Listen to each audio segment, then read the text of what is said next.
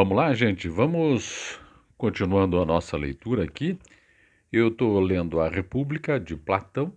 Nossa leitura está sendo vagarosa, com calma, né? A gente está tentando entender as diferentes conversações que o nosso amigo aqui vai tendo com as pessoas. E é uma obra maravilhosa, é uma obra, digamos que, uma boa introdução para a filosofia, que nos dá uma boa base para as coisas, de um modo geral, da vida, mas também para o direito. Aqui tem muita coisa legal. Então, continuando e relembrando, que eu vou lendo através aproveitando as anotações da tradução original, porque o tradutor original, eu coloquei num primeiro vídeo lá exatamente como é que funciona. O tradutor original foi traduzindo a obra do Platão completamente. Então ele foi numerando. E aqui dentro desse segmento, né, dessa obra da República, ele também foi fazendo a mesma coisa.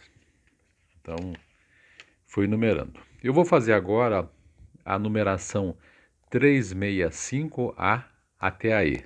Se eu conseguir fazer outro, eu faço aproveitando o nosso vídeo de agora. Show? Vamos lá então? Olha lá.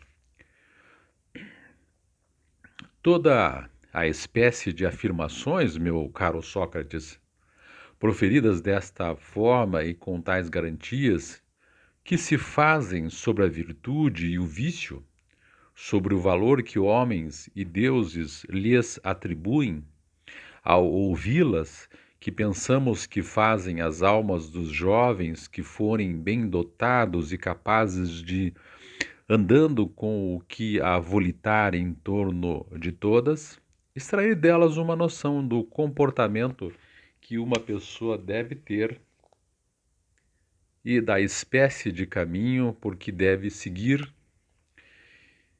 a fim de passar a existência o melhor possível? Isto é, aqui mais ou menos assim, né? É o que é preciso fazer para passar uma existência boa, ou pelo menos o melhor possível. Continuando, na verdade, dirá provavelmente para si mesmo aquela famosa sentença de Píndaro. Então ele vai citar Píndaro agora, que é assim: hei de subir ao bastião mais elevado, né?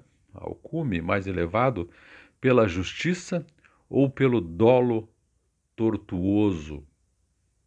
Então, hei de subir ao bastião mais elevado,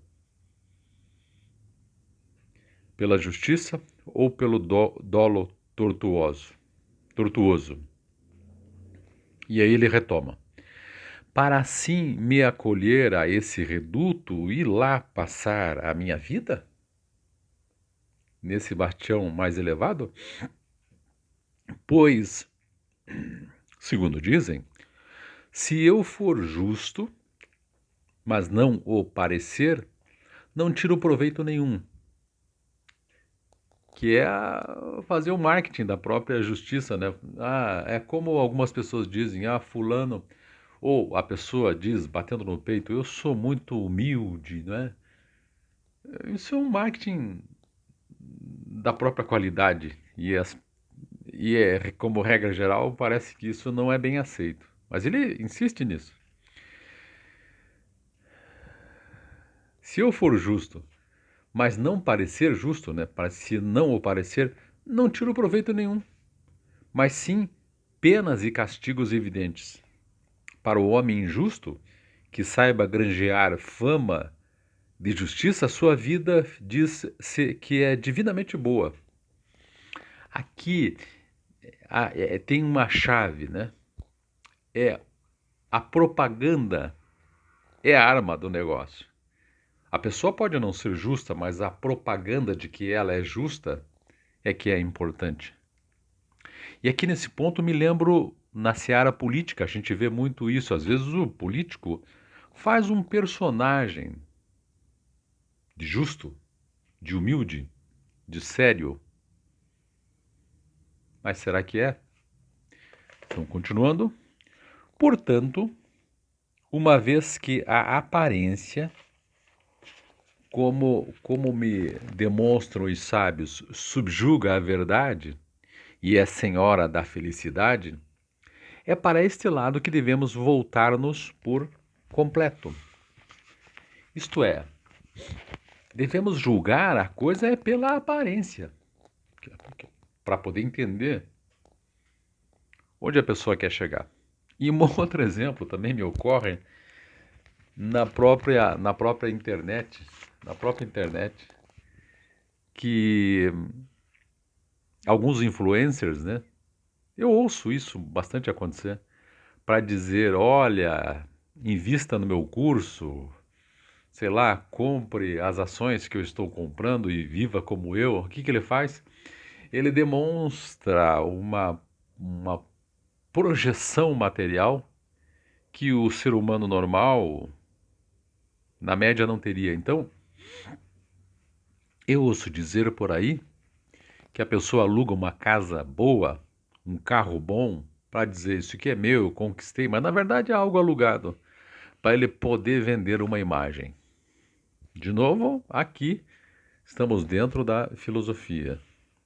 Voltando, tenho de traçar em círculo à minha volta como uma fachada e enfeite uma imagem da virtude e arrastar atrás de mim a raposa matreira e astuciosa do muito sapiente arquíloco ou arquíloco.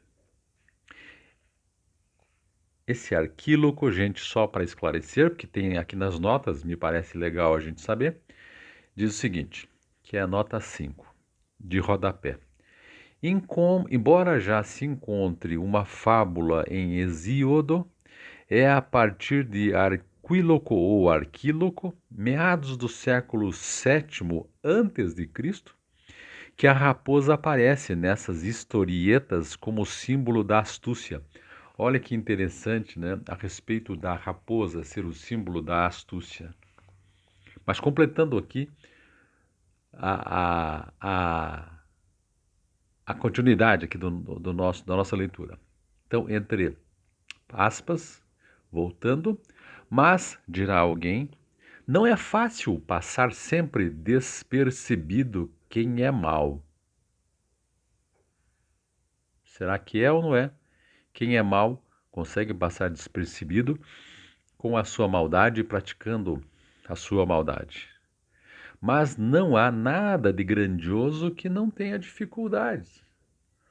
Isto é, o sujeito que é mau, mas precisa passar uma figura de bem, ele tem que imaginar que não há nada na vida que se consiga sem uma certa dificuldade. Seja como for, se quisermos ser felizes, temos de seguir nesta direção, por onde nos levam as pegadas destes argumentos.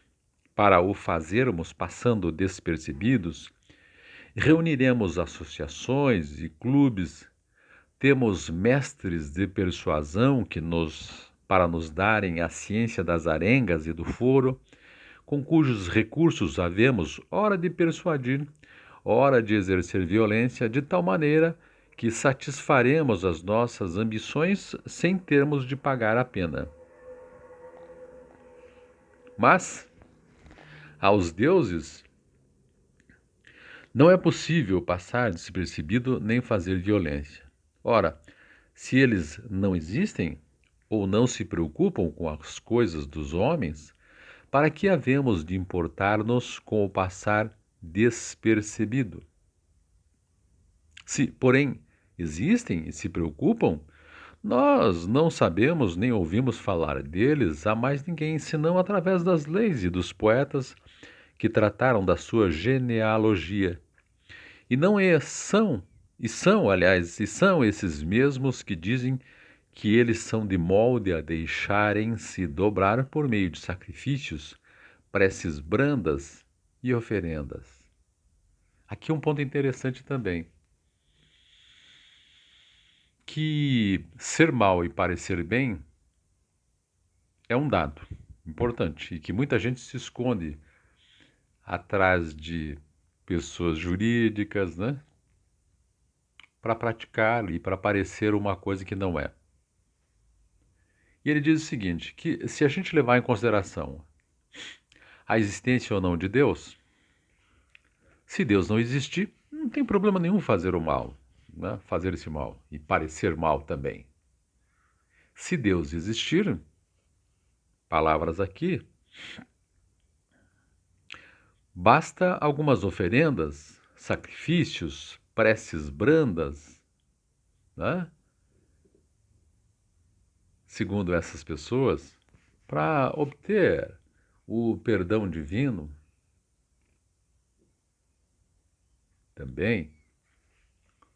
É como, rapidamente, é como, trazendo para o cristianismo, Jesus Cristo na cruz, lá. Ao lado dele, dois ladrões, né? Está na Bíblia. Um deles, duro na queda, o outro,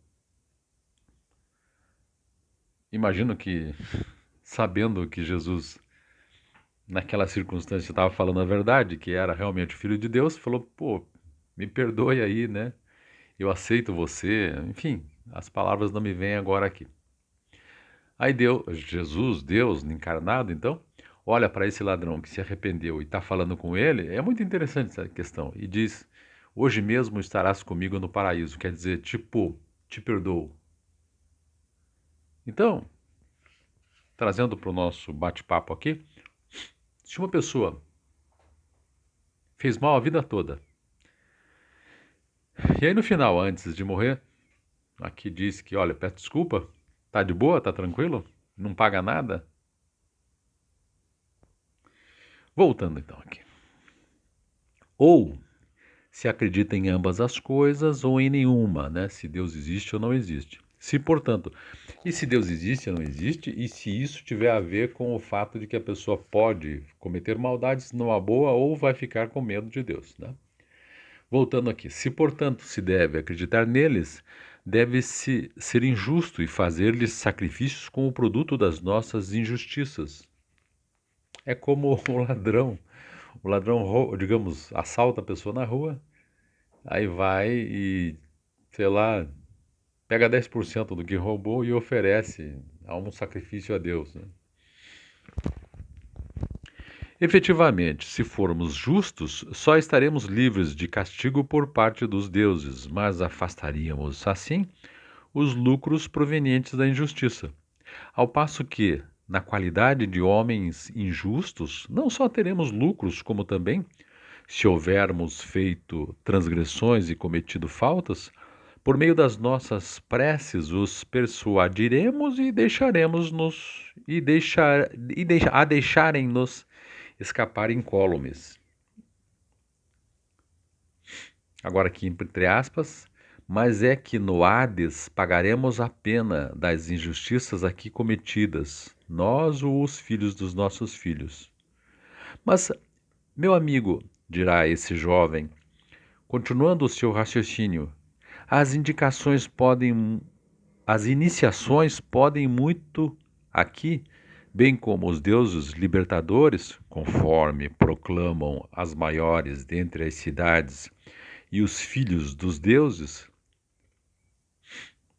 Aqui, filhos de deuses, tem uma orientação aqui, faz referência a Museu e Orfeu, né? Museu nós falamos agora há pouco aqui.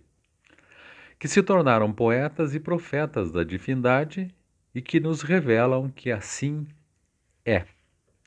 Eu não quero ferir suscetibilidades, como nós dizíamos antigamente, né? Com essas observações e principalmente com essa observação cristã a respeito de Jesus Cristo e tudo mais. Legal? Deixa eu ver, 14 minutos, eu acho que nós vamos ficando por aqui. Então terminei e vou iniciar em breve o 366AE. Estou tendo um pouco de dificuldade aqui com o microfone, mas eu acho que deu muito certo. Show? Valeu? Ah, quer ajudar o canal? Vamos trocar o microfone? Eu vou deixar o link assim aqui embaixo frisado no primeiro comentário, link não de Pix. De repente você pode, quer ajudar o canal, já é uma boa. Isso ajuda a gente a fazer mais vídeos também. Valeu? Muito obrigado. Eu já volto em breve com a próxima leitura da República. Nós estamos indo devagar, mas indo bem.